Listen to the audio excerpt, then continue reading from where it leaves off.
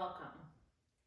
Today I'm continuing part 2 of my relationship series. Yesterday I talked about masculine and feminine energy and how to harness those in order to have a really balanced, healthy, happy relationship.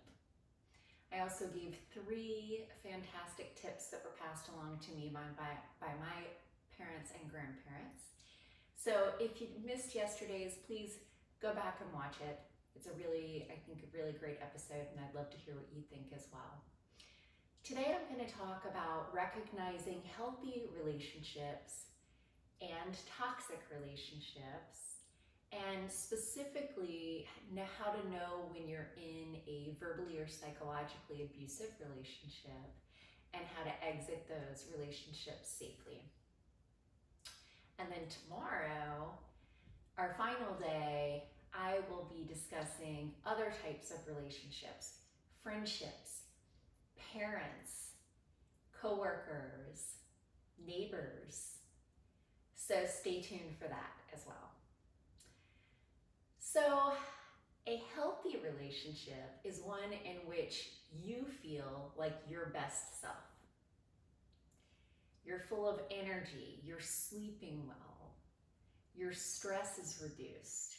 Your partner helps you work through both the good times and the bad. You feel a 50-50 partnership. You're happy more often than not. It doesn't mean that we're going to be happy all the time.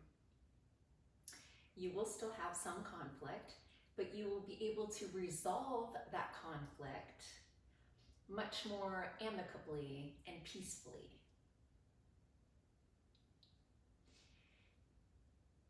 So the house will be a peaceful place, a place that you look forward to coming home to. There's lots of compromise, lots of understanding. You feel heard.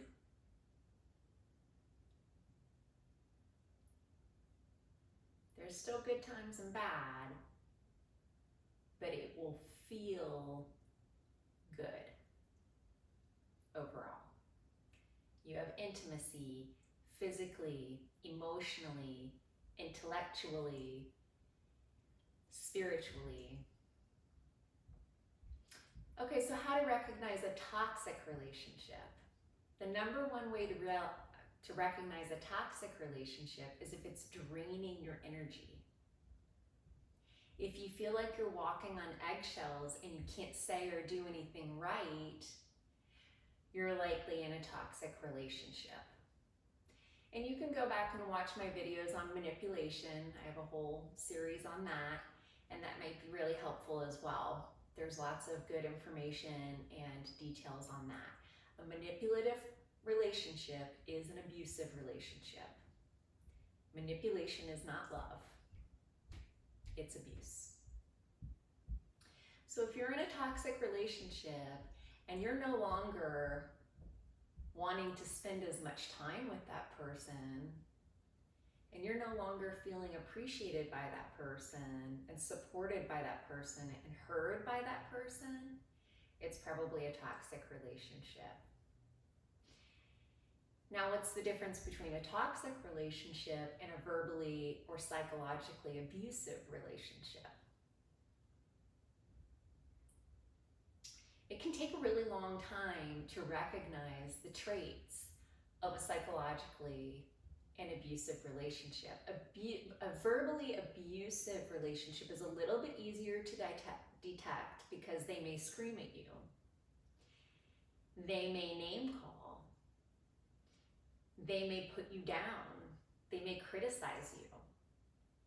They may trivialize you and make it sound like things that are important to you are not important in the relationship.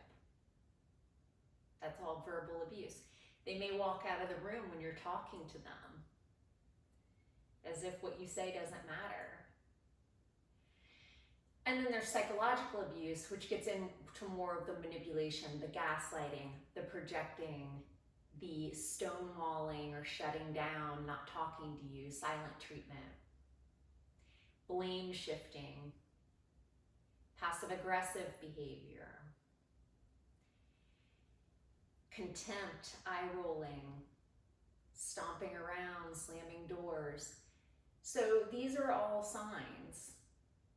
And if the person, your significant other, the person that you think you're in love with, acts like one person out in public and a totally different person when you're home alone with them, that's a red flag. My mom gave me this book many years ago when she was concerned that I was in a verbally abusive relationship. Bring it a little closer. It's an excellent book. It's The Verbally Abusive Relationship by Patricia Evans. I don't have any affiliation with the book. It just helped me recognize some of the things that I knew something was off in my gut. But the thing with verbally abusive and psychologically abusive relationships is there's enough loving reinforcement that it can be very confusing. You know, there's the, I love you, good night, or you look really beautiful today as he leaves and walks out of the room. Or maybe he buys you flowers occasionally. Or says, hey babe, let's go to dinner at your favorite Italian place tonight. And you get all excited. You're like, oh my gosh, he really does love me. And you feel that connection again. But then you go to dinner and he's not hearing anything you're saying. It's like you're talking to an empty person across the table and he's on his phone. He's not listening. Or even worse, he's criticizing you and he's complaining about the restaurant. The service is no good. Oh, this isn't what he thought it was going to be. He's really disappointed. Now you have guilt because you chose the restaurant and you were so looking forward to it. So if these things have happened to you, it's not your fault. And that's the whole thing with somebody who is verbally or psychologically abusive. It is a form of control. They are doing these things on purpose to be able to puppeteer you, control you.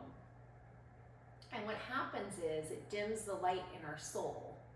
It takes our spirit, it robs us of our spirit. And before we know it, our self-esteem has spiraled down and we may not even know much of who we are anymore. We've lost our connection with ourself, our highest self. And so it's very important, as soon as you start to question, this doesn't feel right anymore. I'm confused. I feel like I can't do anything right. I don't understand. Those are all red flags. Ask someone outside of your relationship what they think. Go to therapy, get coaching. And then surround yourself with a strong support group, because this person will likely try to hold on to you because they know that they have a gem in you. This is why they were attracted to you to begin with. And forget the labels. Who cares if they're a narcissist? Who cares if they have borderline personality disorder? Who cares if they have any diagnosis? It's still a toxic, psychologically or verbally abusive relationship. And you deserve better. And if you decide to try to set boundaries, that might work. You can say, stop. Don't say that to me. I don't deserve to be treated like that. I don't deserve to be spoken to like that. And if they choose to respect you, great. You might be able to mend the relationship. If they don't respect your boundaries, pardon me, then you have to respect yourself enough to walk away. And that's where a strong support group of outside people will be really helpful for you. Getting into new hobbies for yourself, something creative maybe, to build your self-esteem and your confidence back up. So those are my tips for today. I hope you find them helpful. I know it can be very confusing. Feel free to ask questions in the comments or comment and tell me what you've experienced in your life. And join me tomorrow as we navigate through other types of relationships. And join me on Medium in the link up in my bio. I'm starting a new column in January, but it's actually kind of already pre-started on relationships, so it's going to be a very exciting column. We're getting a lot of enthusiasm about it, and if you'd like to write, it's a very cathartic practice, so you're welcome to submit articles there as well as read articles there. So if you haven't yet subscribed, please hit that subscribe button. You are absolutely amazing.